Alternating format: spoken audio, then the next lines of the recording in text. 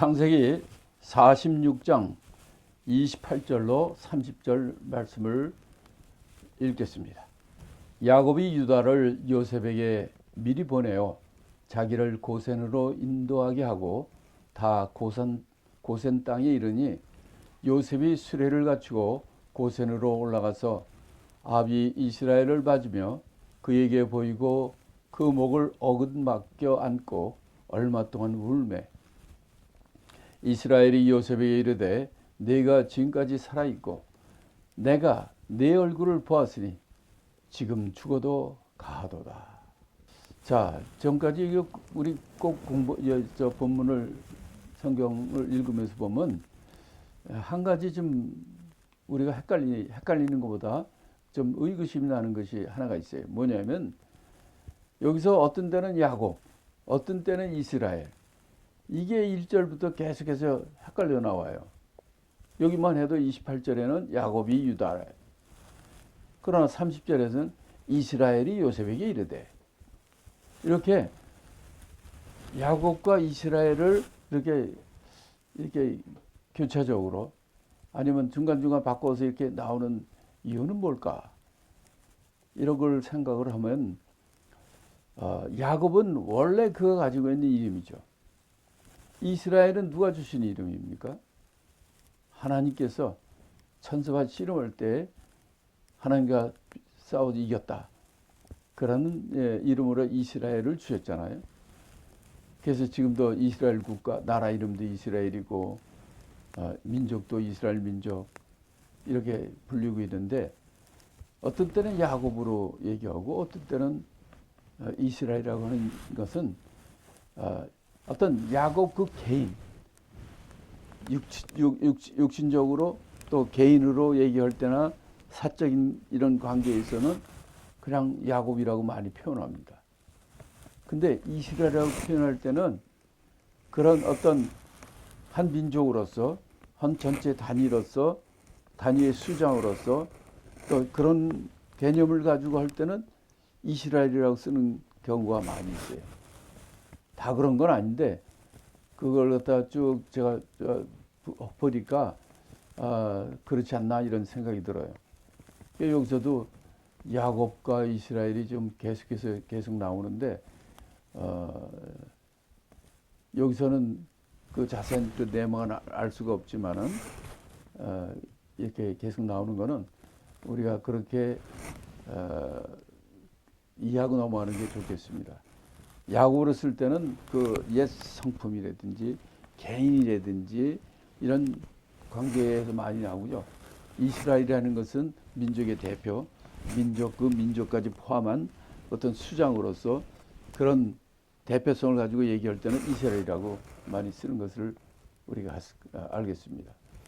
자, 여기서도 보면은 이 28절에 보면 야곱이 유다를 요셉에게 먼저 보냅니다. 그 11 아들이 있는데 그 중에서 그 대표로 유다를 보내요. 그 유다가 그는 네 번째 아들임에도 불구하고 이미 장자적 위치에 있는 것을 우리가 알 수가 있죠. 그 다음에 이 미리 보낸 이유는 뭐냐면 지금 우리가 이들이 바로 애굽에 바로 왕이 있는 그 애굽 민족이 살고 있는 그로 가는 것이 아니라 요셉을 통하여 고센 땅에 있게 된다는 것을 얘기했기 때문에 지금 유다를 보내가지고 요셉한테 보내가지고 고센 땅이 어딘지 자세히 모르잖아요. 그래서 자기네들을 고센으로 인도하게 하라고 해서 이제 고센 땅까지 간 겁니다. 이게 왜 중요하냐면 그들이 애굽으로 가는 이유는 그들이 한 민족을 이루고 그런 민족성을 가지려는 그래서 하나님의 그 이스라엘 민족을 통해서 좀 하나님의 구세주가 오는 그 길을 만드는 거기 때문에 대부분이 말이죠. 그 민족임에도 불구하고 어떤 큰 민족이라든지 발전된 어떤 나라라든지 이런 데 가면 거기에 동화됩니다. 만약 시골 사람이 서울 온다. 그러면 서울 휘황찬란한 것 때문에 뭐 그냥 동화되는 거예요. 그래서 요셉이 이렇게 이제 나중에 나왔지만 바로 왕이 만나면 우리 조상 때부터 목축하는 집안이고 아주 그러니까 미리 고센 땅에 하려고 요셉은 작정을 한 겁니다. 왜냐하면 이 우리 민족, 이 한 민족이 될 우리가 그냥 애굽 바로 왕이 있는데 그 근처 동네 집 동네 깨끗한 동네 좋은 동네 거기서 살게 된다면 애굽 문화에 동화되고 애굽 중에 한 저거로 이게 민족성도 다 없어지고 이렇게 되는 겁니다. 그래서 요셉도 그걸 알고 고센 땅. 왜냐하면 그게 왜 좋냐면 이들은 목축업을 하잖아요. 근데 애굽 사람들은 거기는 문화가 발달되고 잘 사는 동네고 아주 그냥 풍요롭고 이런 문화도 발달된 곳이기 때문에 목축업하는 것은 아주 쌍스러운 거고 저 하류 인생들이 하는 것이라고 아주 그거를 아주 싫어했어요. 그러니까 잘 됐죠. 쟤들이 한데 고센 땅에 목축하기 좋은 고센 땅에 딱 모여 살면 자기의 민족성, 자기의 그 핏줄 이거를 갖다 그대로 이을 수가 있는데 섞여 살아보세요. 민족이 없어집니다. 그래서 아주 이 야곱과 요셉이 아주 지혜로운 그의 모습을 보게 됐고요. 또 그러니까 이 요셉이 이 고센 땅까지 수레를 타고 자가용 타고 온 거예요. 그래가지고 아버지를 처음으로 만납니다. 지금 몇 년 만에 만든 줄 아십니까? 17살 때 채석 입고 형들 있는데 찾아갔다 거기서 그들이 죽이려고 그랬다가 웅덩이에 집어넣었다가 저 노예로 팔았잖아요. 그때가 17살이거든요. 그리고 총리가 된 게 몇 살입니까? 30살이에요. 총리 된 다음에 어떤 일이 벌어졌습니까? 7년 풍년이 지나고 7년 흉년 중에 2년 흉년이 있을 때 이 만난 거 아닙니까? 그러니까 17세에서 30세면 13년.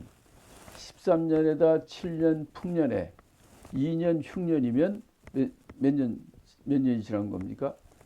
13 더하기 7 더하기 2 22년입니다. 22년 만에 아버지 야곱이 요셉을 낳은 거예요. 그랬더니 얼마나 지가 가장 무엇보다 사랑하는 아들을 근데 이제 죽었다고 정말 단념했던 그 아들을 만나게 된 거예요. 그러니 어떻다고 그러니까 29절 보니까 아비 이스라엘을 맞으며 그에게 보이고 그 목을 맞고 안겨 얼마 동안 울었다 이렇게 얘기하고 있어요.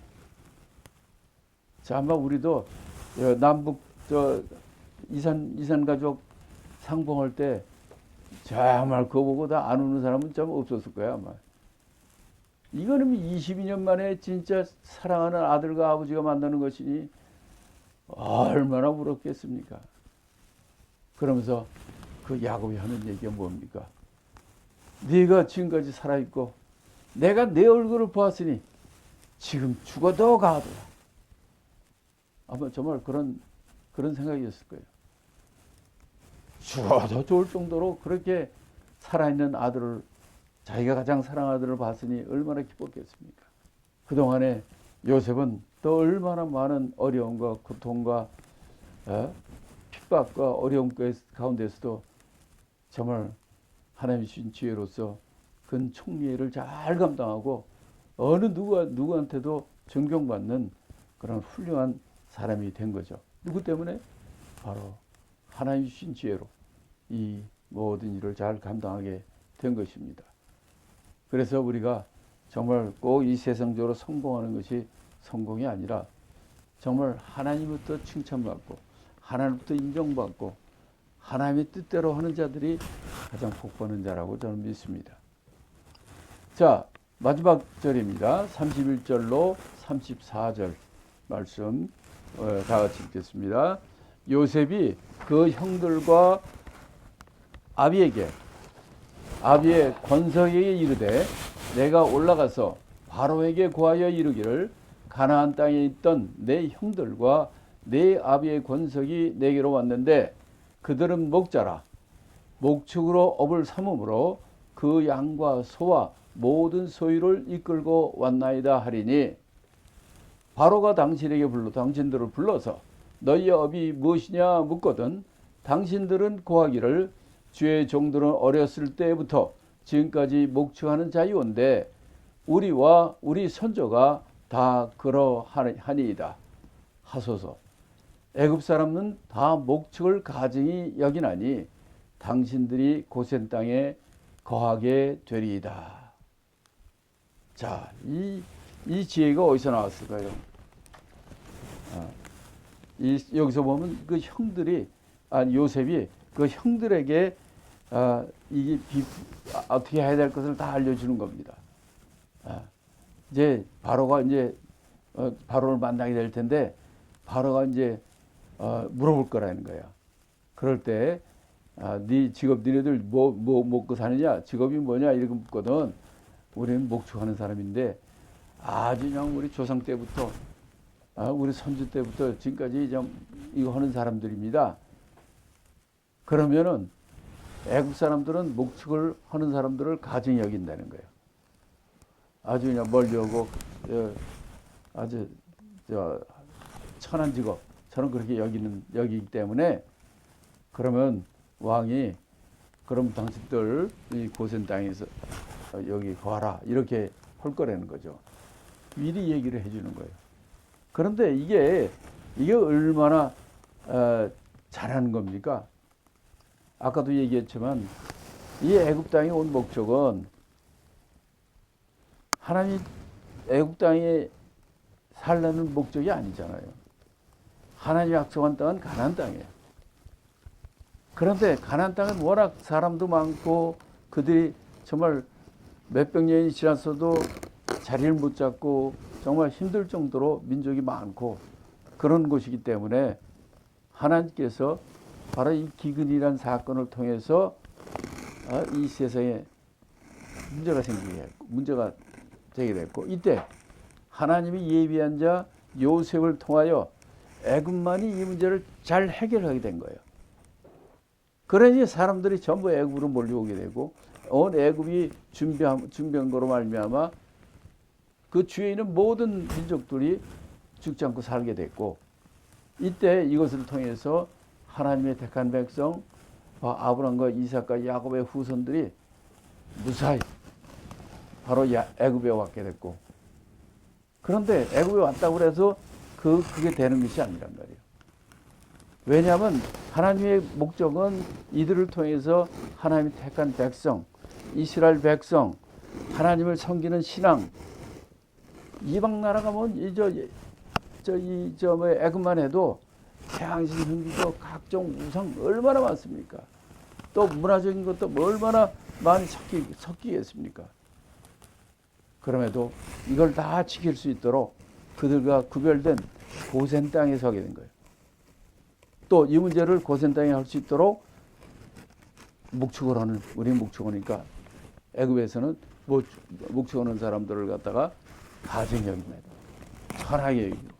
그러니까 아주 좋은 기회니까 이들이 거기 살면서 타민족하고 이 자폰 결혼하는 것도 안 하게 되고 또 거기에 이 민족의 하나님 섬기는 신앙이라든지 그들의 이 세상 문화와 아주 섞이지 않고 동화되지 않고 그걸 계속 이어갈 수 있도록 하는 놀라운 하나님의 축복의 기회가 이루어진 것이죠.